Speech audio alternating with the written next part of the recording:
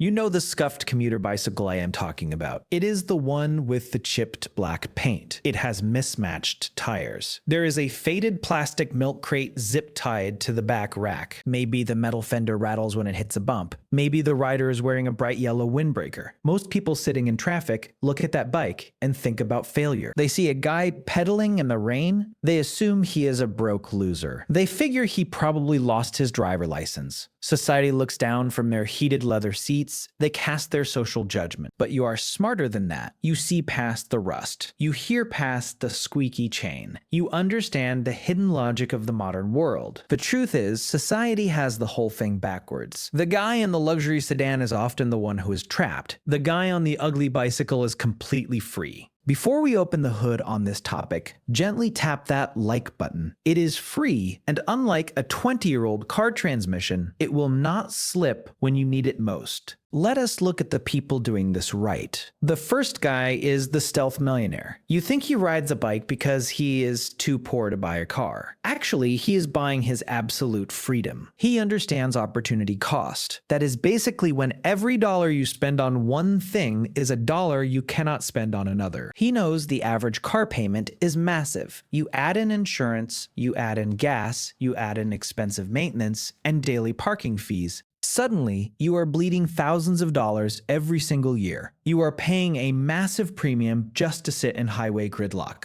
The Stealth Millionaire takes all that car money. He dumps it right into his investments. He is building real wealth quietly. Meanwhile, everyone else is racing to look rich. My friend Steve drives a brand new finance truck. Steve nearly has a panic attack every time a shopping cart rolls near his expensive bumper. Steve works 40 hours a week just to pay for the truck he uses to get to work. It is a complete cycle of stress. Meanwhile, our guy on the bike leans his ride against a rough brick wall. He grabs his morning coffee. He goes about his day with zero stress. He owns the bike. The truck owns Steve. Then you have the second guy. We will call him the A-to-B Stoic. You think he is just a sweaty tryhard trying to save the planet. Actually, he has hacked human health and time. He understands habit stacking. That is basically when you attach a new difficult behavior to an existing daily routine. Why would anyone choose to sweat before a morning meeting? He figured out that sitting in a metal box for an hour every morning makes you miserable. It makes your body weak. So he combined his mandatory commute with his daily workout. He accomplishes two things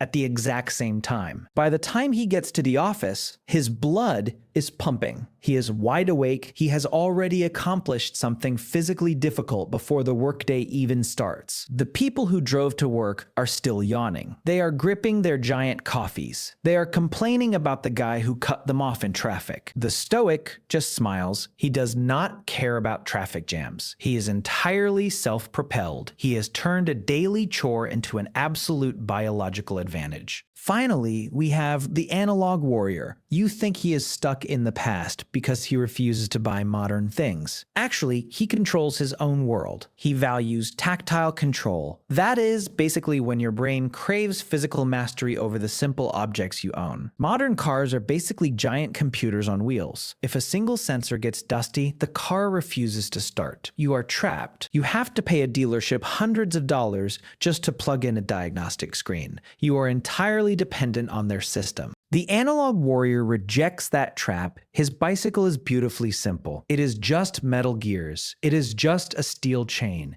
It is some basic cables. If the brakes get loose, he grabs a simple Allen wrench. He fixes it himself in 5 minutes. If he gets a flat tire, he patches it on the side of the road. He does not rely on monthly subscriptions. He does not need software updates. He ignores specialized mechanics. Society thinks he is backward. Actually, he has achieved total mechanical freedom. He is untouchable. But not everyone on a bike is riding toward freedom.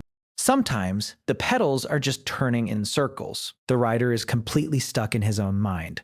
Let us look at the darker side of the cycle. The first trapped rider is the Scarcity Survivor. This guy rides everywhere, but he is not doing it for his health. He is not doing it to build wealth. He is doing it out of pure fear. He is terrified of spending money. Even when he has plenty of cash in the bank, he refuses to part with a single dime. Why would someone ride in the freezing rain to save $3? He is suffering from survival panic. That is basically when your nervous system reacts to modern expenses like a physical threat. So he takes things way too far. He will spend 2 hours biking through a freezing blizzard. He does this just to save a few coins on a bus ticket. He thinks he is being smart. He thinks he is being highly frugal. In reality, he is trading his health for absolute pennies. He is trading his personal safety for loose change. His bank account grows, but his actual life shrinks down to nothing. He cannot enjoy the money he saves. He is trapped in a mental prison built out of copper wires and cheap rubber.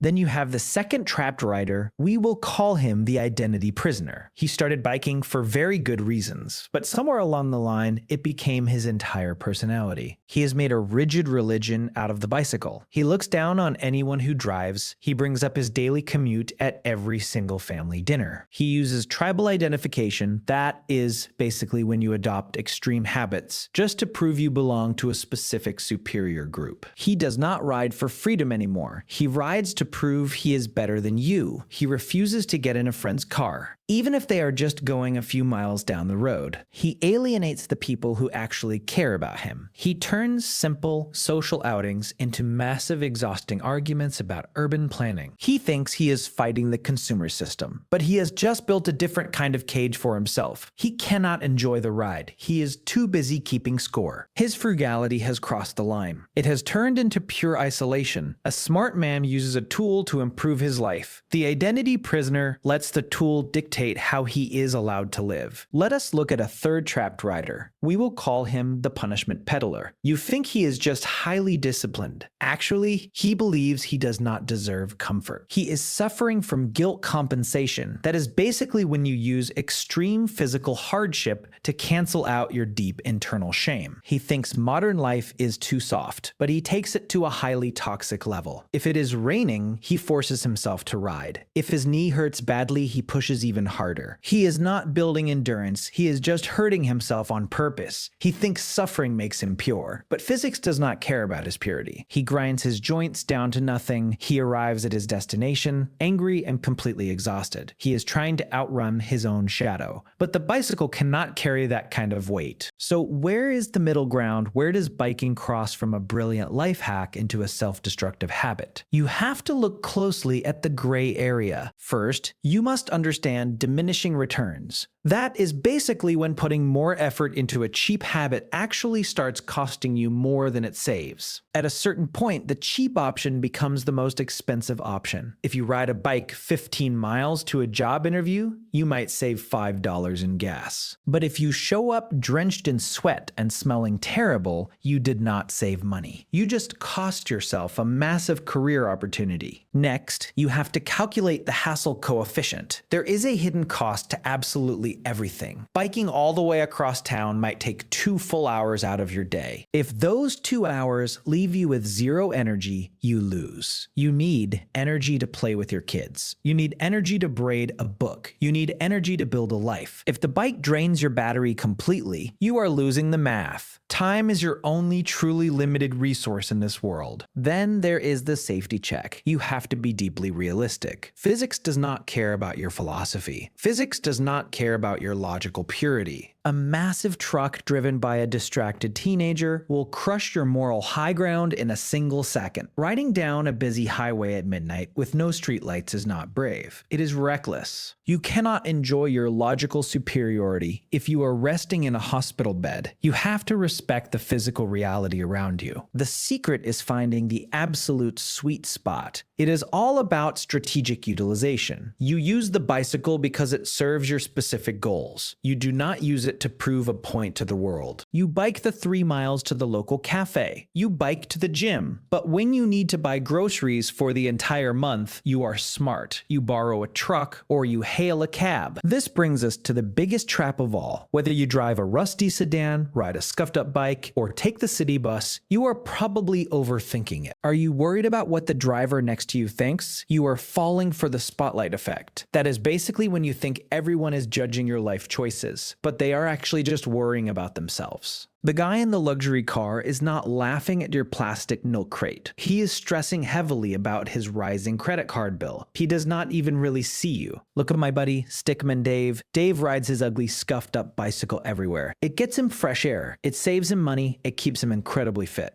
But Dave does not make it weird. If it is raining heavily, Dave takes a taxi. If he is going to a nice family dinner, Dave easily catches a ride with a friend. Dave knows the physical object is just a vessel. The bike does not make him a hero. Taking a car does not make him a complete failure. His mind is the driver. He attaches his identity to his wise choices. He attaches it to his strong character. He never attaches it to his mundane possessions. He takes the path of least resistance when it matters. He takes the path of high physical effort when it actually benefits him. Modern society wants you to believe that you are exactly what you buy. They want you to think that upgrading your transport upgrades your inner soul. It is a massive lie. The person who opts out of that endless consumer game is the truly free one. You can find wealth in a lot of unexpected places, but you will never find it at the bottom of a massive car loan. Keep your tires pumped. Keep your mind sharp. Never be afraid to strap a cheap plastic milk crate to the back of your life. It holds way more value than you think. If this mental tune-up helped you see things clearly, subscribe and join the crew. We value pure logic over cheap luxury around here. Now I want to hear from you. Tell me in the comments, are you the stealth millionaire or the identity prisoner? Drop your honest answer below and let us talk.